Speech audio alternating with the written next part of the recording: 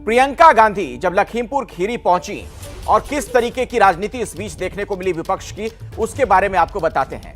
लखीमपुर खीरी हिंसा के बाद उत्तर प्रदेश में राजनीतिक फिजा में नया बदलाव आ गया। वो कांग्रेस जिसकी 2022 में होने वाले उत्तर प्रदेश के चुनाव में कोई बात तक नहीं कर रहा था, उस कांग्रेस को सियासी तौर पर फ्रंट फुट पर खेलकर महासचिव प्रियंका गांधी हर तरफ चर्चा में ले आई।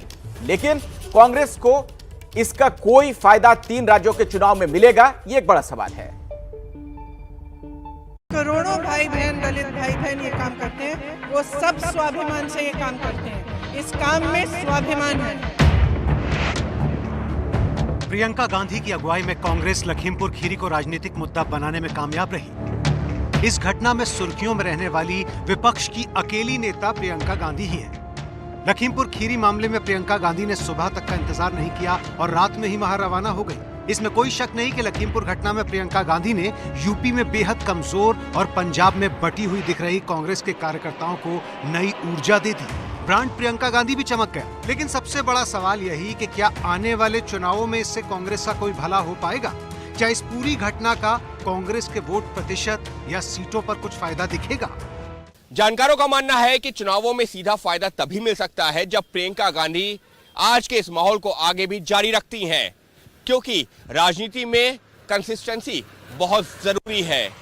राजनीति में सिर्फ एक बार नहीं बल्कि बार बार और लगातार जनता से जुड़े हुए मुद्दों को उठाना पड़ता है और जमीन पर उनको लेकर लड़ते हुए नजर आना जरूरी है। लेकिन पिछले रिकॉर्ड को देखते हुए जानकार मान रहे हैं कि प्रियंका गांधी और राहुल गांधी में इसी कंसिस्टेंसी की कमी है और साथ ही उनके पास काडर भी नहीं है, यानी राह आसान नहीं है। पिछले 3 दशक में यूपी में कांग्रेस की हालत क्या रही है, ये भी देख लीजिए।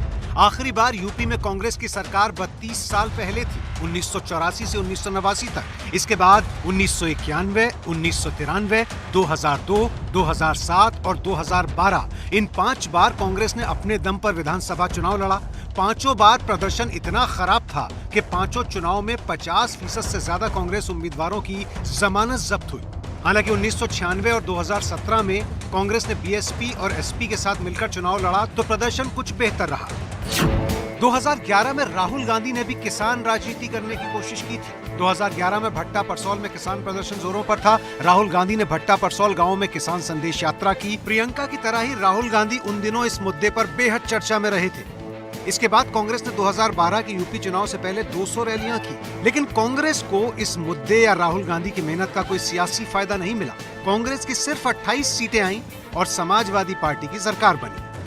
यानी अगर पिछले चुनावों की मिसाल भी देखें तो सिर्फ एक लखीमपुर खीरी मुद्दे का कांग्रेस को चुनाव में बहुत फायदा नहीं मिलने वाला है। इसकी सबसे बड़ी वजह यह है कि यूपी में जमीनी स्तर पर उनका कोई खास काडर या संगठन बचा नहीं है। यानी जब तक ये मुद्दा मीडिया में रहेगा, प्रियंका भी चर्चा में रहेंगी, लेकिन सिर्फ इस मुद्दे के सहारे कांग्रेस की सीटें आए, इसकी संभावना कम ही है। चुनावी रणनीतिकार प्रशांत किशोर, जिनकी कुछ दिन पहले तक कांग्रेस में शामिल होने की अटकलें लगाई जा रही थी, उन्होंने भी कांग्रेस पर निशाना साधते हुए ट्वीट कर दिया, लखीमपुर खीरी की घटना के आधार पर देश की सबसे पुरानी पार्टी की अगुवाई में विपक्ष के त्वरित और स्वाभाविक रूप से खड़े होने की उम्मीद लगा रहे लोग निराश हो सकते हैं। दुर्भाग्यवश सबसे पुरानी पार्टी में लंबे समय से घट चुकी समस्याओं और ढांचागत कमजोरियों का कोई त्वरित समाधान नहीं है।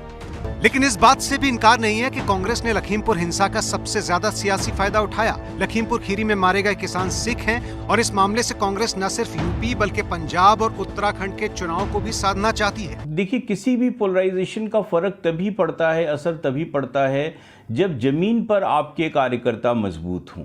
तो उसमें मुझे नहीं लगता है कि कांग्रेस पार्टी कोई बहुत बड़ा अंतर ला पाएगी लखीमपुर खीरी की घटना का को अगर वो एक्सप्लॉइट भी करते हैं, उपयोग भी करते हैं तो उसका भी। अगर सिर्फ यूपी की बात करें तो जानकार मानते हैं कि यहाँ चर्चा में कोई भी रहे, लेकिन चुनाव में मुख्य मुकाबला बीजेपी और समाजवादी पार्टी के बीच ही है।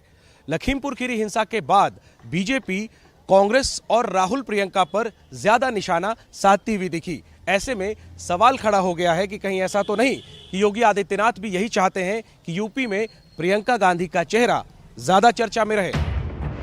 कांग्रेस की नजर समाजवादी पार्टी के ही वोट बैंक पर है। ऐसे में कांग्रेस का थोड़ा भी मजबूत होना बीजेपी के लिए फायदेमंद और समाजवादी पार्टी के लिए परेशानी खड़ा करने वाला भी हो सकता है। जो ज़्यादा इसका लखीमपुर खीरी की घटना में जो पार्टी सामने आई वो कांग्रेस पार्टी ही थी, तो बहुत स्वाभाविक बात है कि मुख्यमंत्री जी की तरफ से या भाजपा की तरफ से जो प्रक्रिया होगी मूलतः वो उसी पार्टी के विरुद्ध होगी जो कि वहाँ पर ज़्यादा सक्रिय दिख रही है।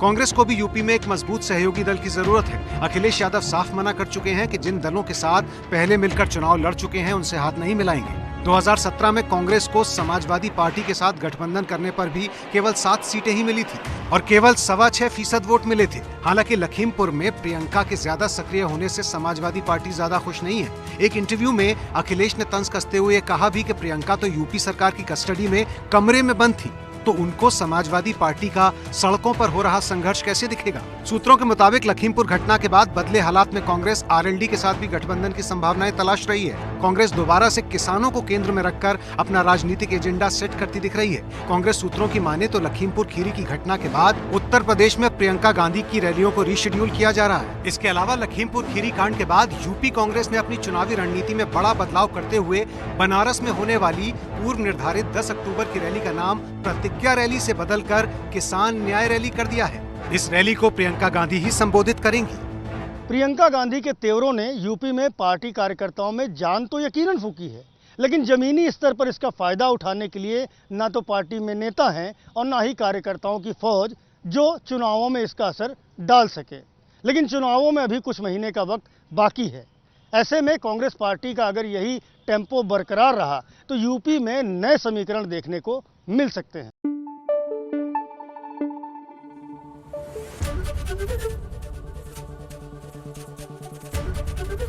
एबीपी न्यूज आपको रखे आगे।